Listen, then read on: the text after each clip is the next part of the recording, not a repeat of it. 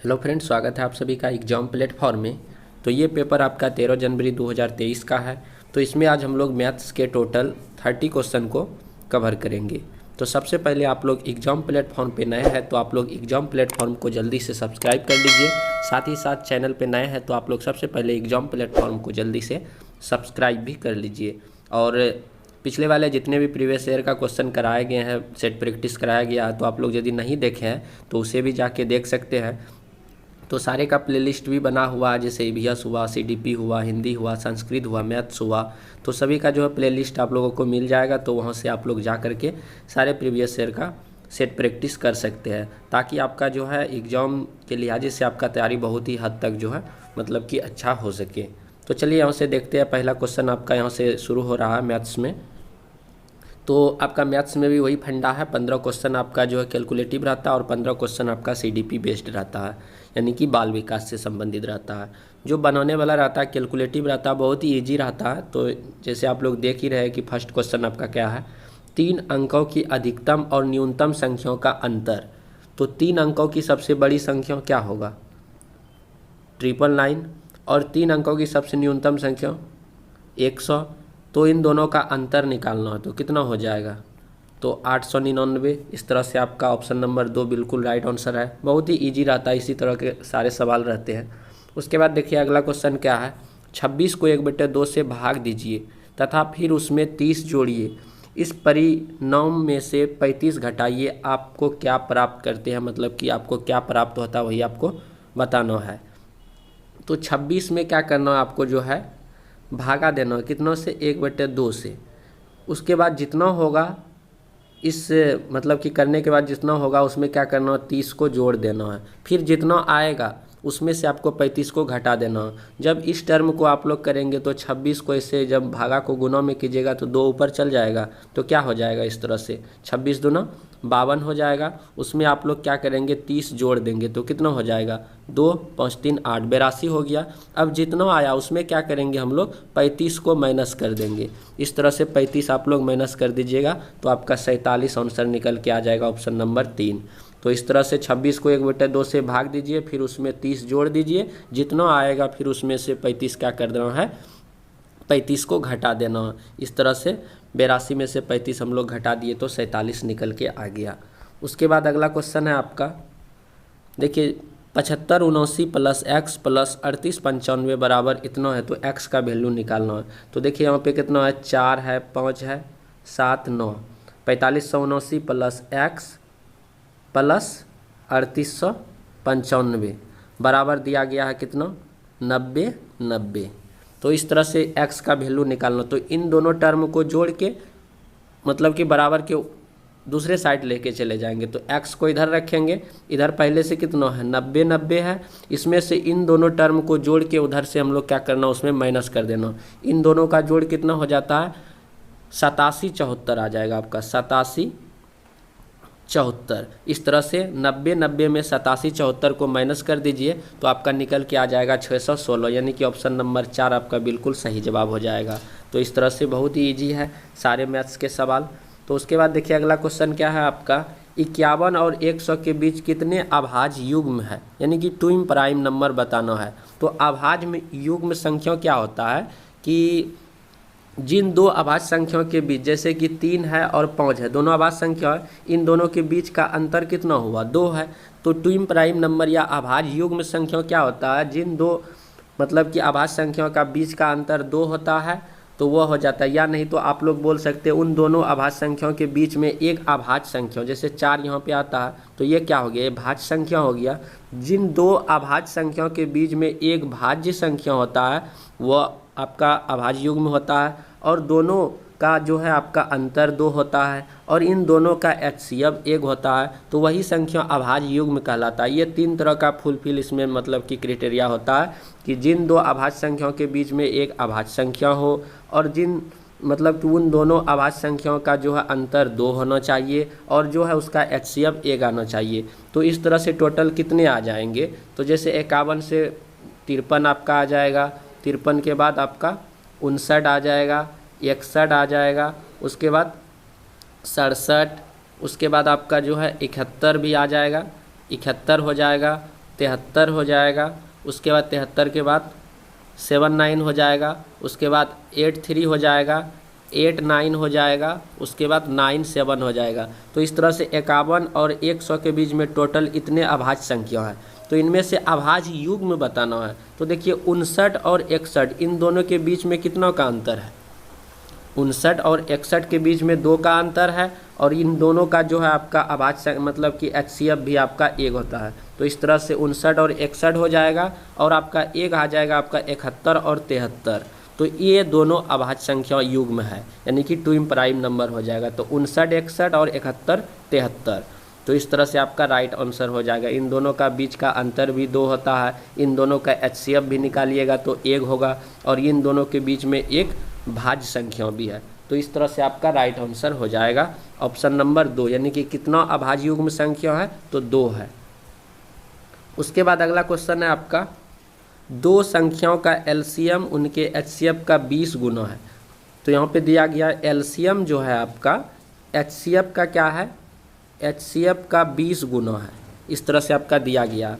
उसके बाद अगला स्टेप में देखिए क्या, एलसीएम प्लस HCF का योग दिया हुआ है। एलसीएम प्लस HCF का योग आपका जो है दिया गया कितना? 25 20। इस तरह से दिया गया है। तो यहाँ से आप लोग जो है इस वाला वैल्यू को जो है इसमें यदि पुट करेंगे तो आप लोग एलसीएम के जगह आप लोग 20 HCF रख सकते हैं। 20 HCF प्लस HCF बराबर आपका जो है ये वाला टर्म यहाँ पे दिया गया है। तो 20 HCF प्लस 1 HCF, तो टोटल कितना HCF हो गया? 21 HCF। तो 21 HCF बराबर 25 20। तो यहाँ से लिख सकते हैं आप लोग इस तरह से, 21 टोटल HCF हो गया, 21 HCF बराबर आपका हो गया 25 20। तो यहाँ से आप लोग क्या कीजिए, HCF का वैल्यू निकाल लीजिए। तो इस तरह से HCF का वैल्यू आपका 120 आ जाएगा। तो HCF निकल गया। तो यदि आपका HCF निकल गया तो आप यहाँ से LCM भी निकाल सकते हैं, क्योंकि LCM बराबर आपका क्या पहले लिखे थे आप लोग? HCF का 20 गुना, इस तरह से था। तो इसमें यदि HCF का वैल्यू आप लोग 120 रख देते हैं तो 120 गुना 20 तो कितना हो जाएगा? तो हो जाएगा आपका 2400। तो HCF 120 निकल गया, और LCM आपका निकल गया कितना?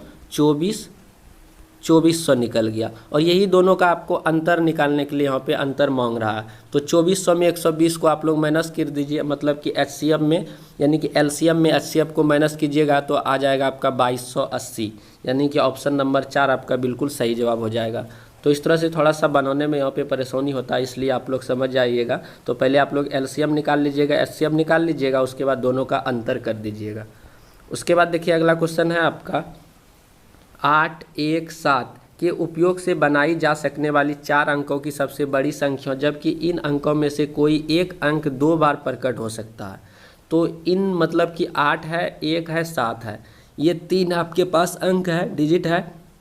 तो इनमें से किसी एक को आप लोग 2 बार लिख सकते हैं। तो जो कि 4 अंकों की संख्या आपको सबसे बड़ी बनाना हो। यदि आप लोग सबसे बड़ा 8 है तो 8 को ही 2 बार आप लोग लिख लीजिए। तो इस तरह से हो जाएगा कितना?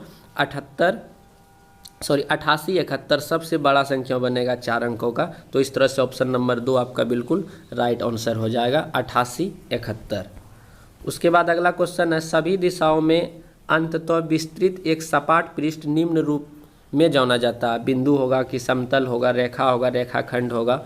तो इस तरह से इसका राइट आंसर आपका हो जाएगा क्या? समतल, यानी कि समतल में सभी बिंदुएं जो है अंततः मतलब कि सभी दिशाओं में फैला रहता है। जिस तरह से ऐसे आप लोग समझ सकते हैं। तो यहाँ पे आपका x हो जाता है, यहाँ पे आपका y हो जाता है, यहाँ पे आपका z हो जाता है। इस तरह से सभी दिशाओं में जो है समान तरह से जो तो फैला हुआ रहता है। इस तरह से आपका समतल यहाँ पे राइट आंसर हो जाएगा। उसके बाद है, किसी त्रिभुजीय आधार के प्रिज्म में कितने शीर्ष होते हैं? तो किसी त्रिभुजीय मतलब त्रिभुज के आकार का प्रिज्म है तो उसमें कितना शीर्ष होता है वही आपको बताना है। जैसे कि इसका फिगर कुछ इस प्रकार से बनेगा। तो यहाँ पे 2 आप लोग क्या करेंगे, इस तरह से त्रिभुज बनाएंगे। उसके बाद जो है आपका इस तरह से यहाँ पे मिल जाएगा, इस तरह से यहाँ पे ये प्रिज्म के आकार का हो गया। देखिए 1 शीर्ष, 2 शीर्ष, 3 शीर्ष, 4 शीर्ष, 5 शीर्ष, 6 शीर्ष। इस तरह से कितने टोटल शीर्ष होंगे, तो टोटल शीर्षों की संख्या 6 हो जाएगा। और इसी में यदि आपका किनारा पूछेगा, यानी कि किनारा पूछेगा तो वो 9 हो जाएगा, और फलक पूछेगा तो टोटल 5 संख्या हो जाएगा, और आपका जो यहाँ पे शीर्ष पूछा गया तो वो 6 हो जाएगा। तो इस तरह से किनारा 9 हो जाएगा, फेस आपका 5 हो जाएगा, शीर्ष आपका कितना हो जाएगा 6। तो वहाँ पे आपका शीर्ष ही पूछा जा रहा, तो टोटल शीर्षों की संख्या कितना हो जाएगा 6 हो जाएगा राइट आंसर। अगला क्वेश्चन है आपका, किसी पात्र में 35 लीटर 560 ml तेल है, यदि इसमें से 875 ml तेल और मिला दिया जाए तो अब मिश्रण में कुल कितनी मात्रा हो जाएगी। तो 35 लीटर है और 560 ml है, तो इसमें से क्या कह रहा है कि 875 ml और मिला दिए तो टोटल कितना हो जाएगा। तो टोटल जोड़ दीजिए, तो यहाँ पे 5 हो जाएगा, 7 6 13 का 3, 8 5 13 1 14 का 4 हो जाएगा। उसके बाद यहाँ पे हो जाएगा 5 का 6, यहाँ पे 3 का 3 हो जाएगा। तो इस तरह से 36 लीटर हो जाएगा और 435 ml, यानी कि ऑप्शन नंबर 1 आपका बिल्कुल सही जवाब हो जाएगा। तो इस तरह से आप लोग जोड़ सकते हैं। तो 35 लीटर था, 560 ml में आपको 875 ml जोड़ना था, तो 36 लीटर 435 ml, यानी कि ऑप्शन नंबर 1 बिल्कुल सही जवाब तो जोड़ है। तो उसके बाद देखिए अगला क्वेश्चन क्या है, किसी स्कूल में अध्ययन 9:15 AM पर प्रारंभ हुआ और मध्यावकाश 12:55 पर हुआ, तो मध्यावकाश तक अध्ययन कितना समय तक चला। यानी कि 9:15 तक क्लास चालू होता है और 12:55 तक जो है क्लास चलता है। तो बताना कि टोटल कितना देर क्लास चला। तो 12:55 में से आप लोग क्या करेंगे, 9:15 को माइनस कर देंगे, तो इस तरह से हो जाएगा कितना, तो इस तरह से 3 घंटा 40 मिनट, यानी कि टोटल कितना क्लास चला, तो 3 घंटा 40 मिनट, यानी कि ऑप्शन नंबर 2 आपका बिल्कुल सही जवाब हो जाएगा। उसके बाद अगला क्वेश्चन है, सोने के गोले के एक हार का भार इस तरह से दिया गया है 7G 6DG 3CG 8mg, इसमें से इतना मोती का भार है, तो सोने का भार आपको पता ना है। तो टोटल आप लोग क्या करेंगे, 7G 6DG, उसके बाद 3CG, उसके बाद है 8mg में से आप लोग क्या करेंगे, 3mg 1CG और 3DG को माइनस कर देंगे। 8 में 3 गया कितना हो गया 5, 3 में गया 2, उसके 6 में 3 गया 3, 7 का 7, तो टोटल हो जाएगा 7 ग्राम 3, उसके बाद हो जाएगा 3DG, तो 7 ग्राम 3DG 2CG और 5mg, इस तरह से ये वाला ऑप्शन आपका बिल्कुल सही आ रहा है। तो इस तरह से माइनस करना है, कुछ नहीं है, तो इस तरह से माइनस कीजिएगा तो आपको 7G 3DG 2CG और आपका 5mg आपका निकल के आ जाएगा ऑप्शन नंबर 2। उसके बाद देखिए अगला क्वेश्चन है आपका, कुछ पैटर्न पे रिलेटेड इस तरह से क्वेश्चन है, एक तरह से रीजनिंग भी आप लोग बोल सकते हैं। तो नीचे दिए गए पैटर्न में निम्न में से क्रमशः कौन सी संख्या रिक्त स्थान पर भरी जाएगी। देखिए 11 है, उसमें 2 बढ़ा कितना हो गया 13, 15 है 2 बढ़ा क्या हो गया 17, 30 है 2 बढ़ा कितना हो गया 32, तो 46 है कितना में 2 बढ़ा तो 44 में 2 बढ़ा। उसके बाद देखिए 30 + 1 31 का स्क्वायर, 15 + 1 16 का स्क्वायर, 11 + 1 12 का स्क्वायर, तो 44 + 1 45 का स्क्वायर हो जाएगा। तो इस तरह से आप लोग समझ गए होंगे, ऑप्शन नंबर 4 बिल्कुल सही जवाब है। उसके बाद अगला क्वेश्चन है आपका, प्रथम 10 विषम अभाज्य संख्याओं का माध्य कितना होगा। तो आपको बताना है कि प्रथम 10 अभाज्य संख्याओं का माध्य बताना हो। तो पहला कितना हो जाएगा अभाज्य संख्याओं का माध्य, यानी कि विषम अभाज्य संख्या बताना, इसीलिए आपका हो जाएगा 3 + 5 + 7 + 11 + 13 + 17 + 19 + 23 + 29 + 31। तो इस तरह से टोटल 10 कितना हो जाएगा, 10 का करना है तो 10 से आपको भाग दे देना है। तो सारे को जोड़ना है, कितना आ जाएगा, सभी को जोड़िएगा तो आपका हो जाएगा 158/10, यानी कि एक, तो यहाँ पे कहाँ पे हो जाएगा 5 के 15 के बाद हो जाएगा पॉइंट, तो 15.8, यानी कि आपका राइट आंसर हो जाएगा ऑप्शन नंबर 2। तो सारे अभाज्य संख्याओं को जोड़ के 10 से भागा दे देना है, आपका निकल के आ जाएगा 15.8, बिल्कुल सही जवाब ऑप्शन नंबर 2। उसके बाद अगला क्वेश्चन देखिए आपका क्या है, अगला क्वेश्चन यहाँ से देखिए पीछे आपका छूट गया, तो यहाँ पे है। तो इसमें देखिए क्या कह रहा है कि गणित के एक टेस्ट में 30 विद्यार्थियों द्वारा प्राप्त किए गए अंक नीचे दिए गए हैं, यानी कि 30 टोटल स्टूडेंट है, उनके द्वारा प्राप्त अंकों का संख्या दिया गया 5 से अधिक या उसके बराबर अंक प्राप्त करने वाले विद्यार्थियों की संख्या, यानी कि 5 अंक जो है कितना विद्यार्थी प्राप्त किया, 6, यानी कि 5 या उससे अधिक, तो 6 कितना लाया, 7 कितना विद्यार्थी लाया, 8 कितना विद्यार्थी लाया, 9 कितना लाया, 10 कितना लाया, सभी को क्या कर देना, टोटल संख्याओं को जोड़ देना। तो 5 लाने वाला टोटल विद्यार्थी आप लोग जोड़ेंगे तो 1 2 3 4, तो इस तरह से टोटल कितना हो जाएगा, 4 विद्यार्थी लाया है 5-5 नंबर करके। 6 कितना लाया है, 1, उसके बाद 2, तो इस तरह से 6 लाने वाले टोटल विद्यार्थी हो गया 2, उसके बाद 7 लाने वाला भी आपका 2, उसके बाद 8 लाने वाला टोटल विद्यार्थी 5, उसके बाद 9 लाने वाला 2, 10 लाने वाला 2, तो टोटल जो है आप लोग क्या कीजिए, इन सारे को जोड़ दीजिएगा तो 17 आ जाएगा। तो 17 ऐसे विद्यार्थी है जो 5 नंबर लाया है या 5 से अधिक लाया है, तो इस तरह से आपका राइट आंसर 17 हो जाएगा। उसके बाद यहाँ से देखिए बाल विकास से रिलेटेड आपका जो है मैथ्स में क्वेश्चन शुरू होता है। फर्स्ट है गणितीय चिंतन आधारित है, तो गणितीय चिंतन जो है किस पर आधारित है, तो इसका बिल्कुल सही जवाब हो जाएगा क्या, ऑप्शन नंबर 4, यानी कि तर्क और विवेचन पर आधारित है। ऑप्शन नंबर 4 बिल्कुल सही जवाब हो जाएगा। उसके बाद अगला क्वेश्चन है आपका, 4 के गुणन पहाड़े का शिक्षण करते हुए एक शिक्षक ने 2 के पहाड़े का निम्न प्रकार से उपयोग किया है।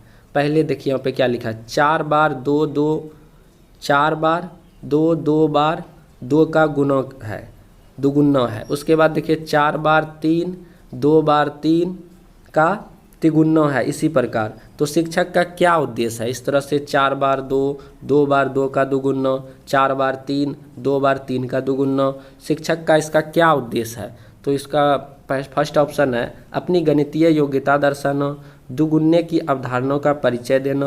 उसके बाद है पहाड़े शीघ्र सीखने के लिए गणितीय युक्तियों का उपयोग करने के लिए विद्यार्थियों को प्रोत्साहित करना। उसके बाद विद्यार्थियों के पूर्व ज्ञान का उपयोग कर नवीन अवधारणाओं के विकास हेतु प्रतिमानों और संबंधों का उपयोग करना। तो इनमें से कौन सा ऑप्शन सही है, तो इसका जो है बिल्कुल सही जवाब हो जाएगा आपका ऑप्शन नंबर 4, यानी कि विद्यार्थियों के पूर्व ज्ञान का उपयोग कर नवीन अवधारणाओं के विकास हेतु प्रतिमानों और संबंधों का उपयोग करना बिल्कुल सही जवाब हो जाएगा। तो इस तरह से ऑप्शन नंबर 4 आपका राइट आंसर है। उसके बाद अगला क्वेश्चन है आपका, एक छात्र के पास भिन्न की अवधारणा है, वह परिमेय संख्याओं की अवधारणा को भिन्न से जोड़कर आसानी से समझ सकता है। पियाजे के अनुसार कौन सी संज्ञानात्मक प्रक्रिया के लिए उत्तरदायी है, आपको बताना है। यानी कि एक छात्र के पास क्या है, भिन्न की अवधारणा है, वह परिमेय संख्याओं की अवधारणाओं को भिन्न से जोड़कर आसानी से समझ सकता है। पियाजे के अनुसार कौन सी संज्ञानात्मक प्रक्रिया है, तो इनमें से आपको बताना कि कौन सा सही जवाब है। तो ऑप्शन नंबर 2 यानी कि आत्मसात या एसिमिलेशन कहलाता है। तो आत्मसात करना क्या कहलाता है कि इसके द्वारा जो है व्यक्ति मौजूदा जो मानसिक संरचना होता है या स्कीमा होता है उसमें क्या करता है, नई सूचना या अनुभवों को क्या करता है, संलग्न करता है। तो बच्चा के पास पहले से भिन्न की अवधारणा था, फिर उस चीज़ को जो है आगे मतलब कि नए चीज़ों को उसको सीख कर उसमें क्या करता है, मौजूदा जो स्कीमा है उसमें क्या करता है, वह संलग्न करता है। वही आपका जो है आत्मसात करना कहलाता है। ऑप्शन नंबर 2 बिल्कुल सही जवाब है। यानी कि पहले से बच्चे क्या सीखा हुआ है, फिर उसी सीखे हुए चीज़ में नए चीज़ों को सीख कर उसमें एडजस्ट करता है, उन चीज़ों को फिर आगे बढ़ाता है, तो वही आत्मसात कहलाता है। उसके बाद अगला है, कक्षा 4 का एक विद्यार्थी 2 अंकों की संख्याओं का गुणा करने में सक्षम नहीं है। शिक्षक या शिक्षिका का कौन सा तरीका या युक्ति बच्चे के 2 अंकों की संख्याओं का गुणा सिखाने के लिए सर्वोत्तम होगा। कक्षा 4 का विद्यार्थी है, उसे जो है सही से गुणा नहीं आता है, मतलब कि गुणा करने में वह सक्षम नहीं है। तो यह शिक्षक या शिक्षिका की कौन सा तरीका बच्चों को गुणा सिखाने में सर्वोत्तम होगा, वही आपको बताना है। फर्स्ट है, उसे विद्यार्थियों को पहले गुणन सारणी या पहाड़े याद करवाने चाहिए। कभी भी याद करवाने वाली बात नहीं होता, वो तो निगेटिव ही हो जाता है। उसके बाद अगला है, 2 संख्याओं को गुणा करने के लिए उसे विद्यार्थियों कैलकुलेटर, कभी भी कैलकुलेटर का सहारा लेना ही नहीं है।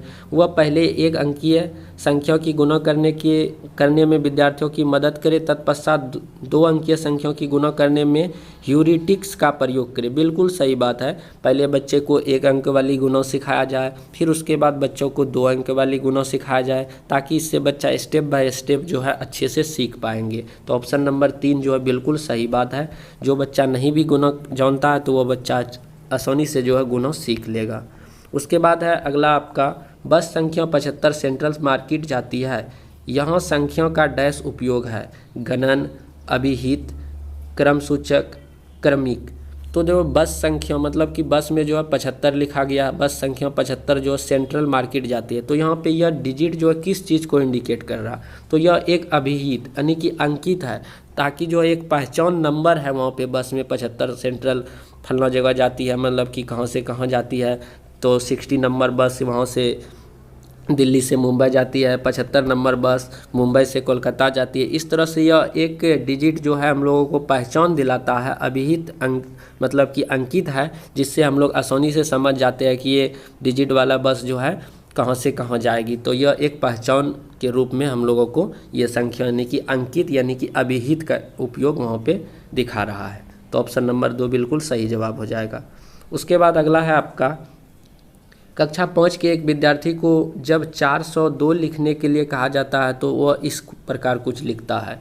उसी प्रकार 608 लिखने के लिए कहता है तो कुछ इस प्रकार लिखता है। तो इस भ्रांति को सर्वाधिक उपयुक्त स्पष्टीकरण क्या है? फर्स्ट है, बच्चा साधारणतया लापरवाह बोला जा रहा है। यहाँ पे बच्चा कभी भी लापरवाह नहीं होता, इस तरह से ऑप्शन गलत है। साधारणतया बच्चा वही लिखता है जैसा सुनता है, ये भी कुछ गलत बात है। बच्चे को स्थानीय मौन प्रणाली की पूर्ण समझ नहीं है, ये बिल्कुल सही बात है। बच्चे इस तरह क्यों लिखता है, उसको बच्चे को लिखने के लिए बोला 402, बट बच्चे ने 4002 लिख दिया। तो बच्चे में कुछ न कुछ कमी है, तो वह कमी स्थानीय मौन की कमी है। उसे जो स्थानीय मौन का सही से ज्ञान नहीं है, जिसके कारण बच्चे जो इस तरह की गलती कर रहे हैं। तो ये नहीं कि बच्चे लापरवाह है, बच्चा जो सुना वही कर दिया, बच्चे में बुद्धि क्षमता जो है बौद्धिक क्षमता की कमी है, ये सारी बातें नहीं है। तो बच्चे में सभी चीज़ जो है पूर्ण रूप से होती है, तो उसे जो बढ़िया से जो अच्छे से जो स्थानीय मौन की ज्ञान नहीं है, जिसके कारण वो इस प्रकार की त्रुटि करता है। तो ऑप्शन नंबर 3 बिल्कुल सही जवाब है। उसके बाद अगला है आपका, शिक्षक एक आयत का क्षेत्रफल ज्ञात करने के लिए सूत्र देता है। बच्चे को भिन्न भिन्न आयताकार काट आउट क्षेत्रफल ज्ञात करने के लिए कहता है। शिक्षक का उपयोग मतलब कि शिक्षक उपयोग कर रहा है, तो किस चीज़ का उपयोग कर रहा है? आगमनात्मक विधि का, निगमनात्मक विधि का, अवलोकन विधि का या प्रयोगशाला विधि का।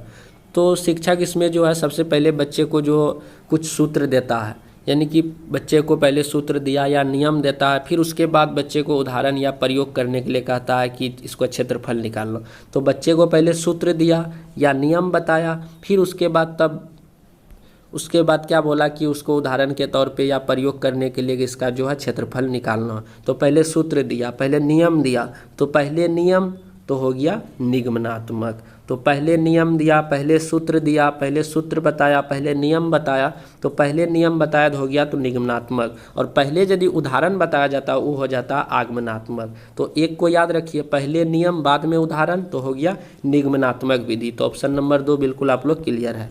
उसके बाद देखिए अगला क्या है आपका, जेनेट अपनी कक्षा में बहुभुज के कई उदाहरण और गैर उदाहरण देती है। वह गणितीय शब्द संग्रह का उपयोग करती है और विद्यार्थियों को परिचर्चा में संलग्न रखती है।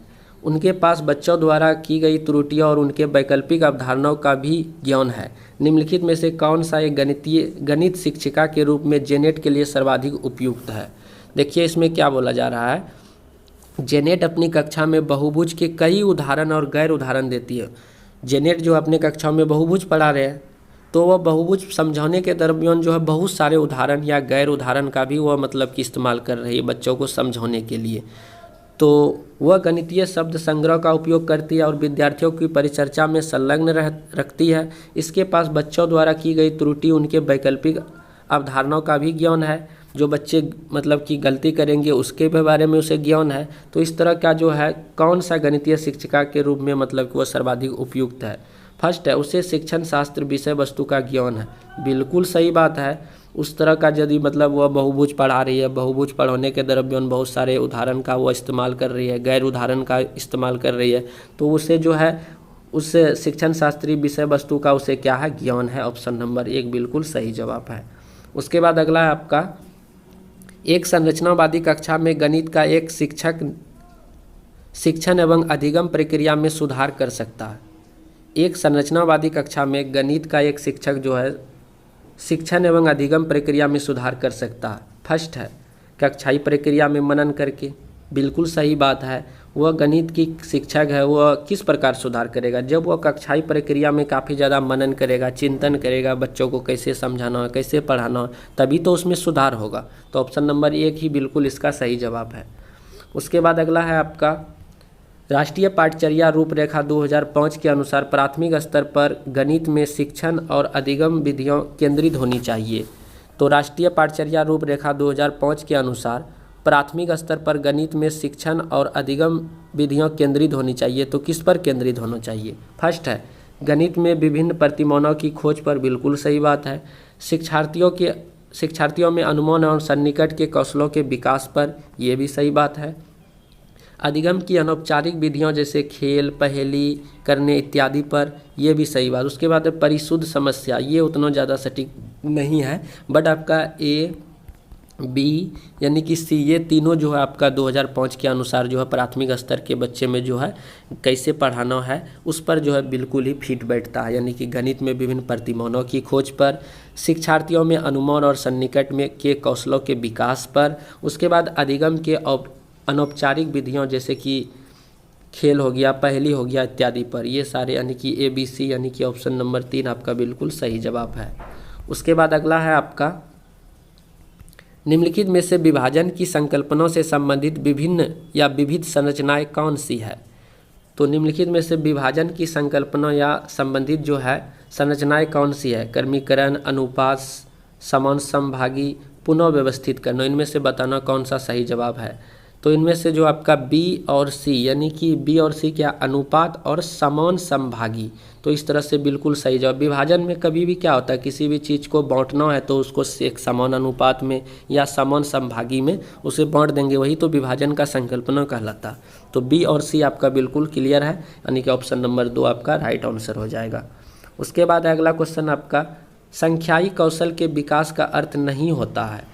तो संख्याई कौशल का विकास यानी कि क्या नहीं होता है वही आपको बताना है। संख्या और संख्या संक्रियाओं के बारे में ज्ञान, ये तो उसका अर्थ होता। संख्याओं के साथ आकृतियों के बारे में समझ, ये भी वो संख्याई कौशल के अंतर्गत आएगा। संख्याओं को रटकर याद करना, ये नहीं आएगा। कभी भी किसी भी चीज़ को याद करना वह जो है संख्याई कौशल के विकास में या किसी भी प्रकार का कौशल वह नहीं कहलाता है। तो किसी भी चीज़ को याद जो करना हमको रटना नहीं है। तो इस तरह से ऑप्शन नंबर 3 संख्याई कौशल के विकास का अर्थ क्या नहीं है? तो संख्याओं को रटकर याद करना ये नहीं है। तो ऑप्शन नंबर 3 आपका बिल्कुल सही जवाब हो जाएगा। उसके बाद अगला है आपका प्राथमिक स्तर के गणित में पाठ्यपुस्तकें विविध कविताएँ, कहानियाँ और प्रतिमान संग्रह करती है। राष्ट्रीय पाठचर्या रूपरेखा 2005 के अनुसार इसके लिए निम्नलिखित में से सर्वाधिक उपयुक्त कारण कौन सा है आपको बताना है। फर्स्ट है आपका बच्चों के लिए गणित की कक्षा में कम उबाऊ बनाना, बच्चों के लिए शब्दावली का विकास करना, गणित की कक्षा में कुछ फुर्सत का समय निकालना, गणित को संदर्भित बनाना और बच्चे के जीवन के अनुभवों से जोड़ना। बिल्कुल सही बात है, गणित को काफ़ी ज़्यादा संदर्भित बनाना और बच्चे के जो रियल लाइफ है उससे जोड़ के पढ़ाना, ये बहुत ही ज़्यादा इम्पोर्टेंट है। एनसीईआरटी 2005 में इस चीज़ की अनुशंसा की गई है। तो ऑप्शन नंबर 4 बिल्कुल आपका क्लियर है। उसके बाद अगला क्वेश्चन है आपका कक्षा 5 का एक विद्यार्थी 2 अंकों की संख्याओं का गुणन इस प्रकार करता है, मतलब कि 17 गुना 26 को इस प्रकार लिखा है। उसके बाद 340 पर 102 को मतलब कि इस प्रकार। तो शिक्षक या शिक्षिका के इस विद्यार्थी की मूल्यांकन कैसे करना चाहिए? मतलब कि कक्षा 5 के विद्यार्थी ने 2 अंकों की संख्याओं का गुणा कुछ इस प्रकार किया है। तो अब एक शिक्षक होने के नाते आप किस प्रकार बच्चों का मूल्यांकन करेंगे? फर्स्ट है अध्यापक को 0 अंक देने चाहिए क्योंकि यह गलत विधि है। कभी भी बच्चे में 0 अंक नहीं देना चाहिए या पूरी तरह से यह गलत है, लाल कलम चला दे, तो इस तरह का शिक्षक का जो है मतलब कि नहीं होना चाहिए। उसके बाद विद्यार्थियों ने एक अलग विधि का उपयोग किया, इसलिए उसकी प्रशंसा करें और पूरे अंक देने चाहिए। बिल्कुल सही बात है, बच्चे ने कुछ एक नया चीज़ किया है तो इसके लिए बच्चे का प्रशंसा होनी चाहिए और उसे अंक भी देना चाहिए। तो इस तरह से ऑप्शन नंबर 2 इसका बिल्कुल राइट आंसर हो जाएगा। तो छोटे बच्चे में हमेशा जो उसे प्रोत्साहन यानी कि उसे प्रशंसा ही करनी चाहिए किसी भी चीज़ के लिए। उसके बाद अगला है आपका गणित पर राष्ट्रीय पाठचर्या रूपरेखा 2005 के आधार पत्र के अनुसार लोक कलन विधि की समृद्धता की प्रशंसा या सराहना बच्चे के गणित के बोध को समृद्ध कर सकता। लोक कलन विधि से क्या अभिप्राय है? फर्स्ट है लोकगीतों को गाने के लिए कलन विधि का विकास, प्राचीन काल में उपयोग की गई कलन विधि, पारंपरिक सांस्कृतिक एवं सामाजिक गतिविधि, उसके बाद जो लोग औपचारिक रूप से शिक्षित नहीं हैं उनके द्वारा प्रयुक्त की गई मानसिक गणना की विधि। बिल्कुल सही बात है कि गणित पर राष्ट्रीय पाठचर्या 2005 के आधार पत्र के अनुसार लोक कलन विधि की समृद्धता की प्रशंसा सराहना बच्चे के गणित के बोध को जो है समृद्ध कर सकती है। तो लोक कलन विधि से क्या अभिप्राय है? तो लोक कलन विधि से अभिप्राय है कि जो लोग औपचारिक रूप से शिक्षित नहीं है उनके द्वारा प्रयुक्त की गई मानसिक गणना की विधि को। तो इस तरह से आपका ऑप्शन नंबर 4 बिल्कुल सही जवाब हो जाएगा। तो इस तरह से हम लोग टोटल 30 क्वेश्चन जो है मैथ्स के भी कवर किए। तो आप लोग प्लीज़ वीडियो को लाइक कीजिए और अपने फ्रेंडों को शेयर कीजिए और चैनल को सब्सक्राइब भी कर लीजिए। तो चलिए मिलते हैं हम लोग अगले वीडियो पे। जय हिंद, जय भारत।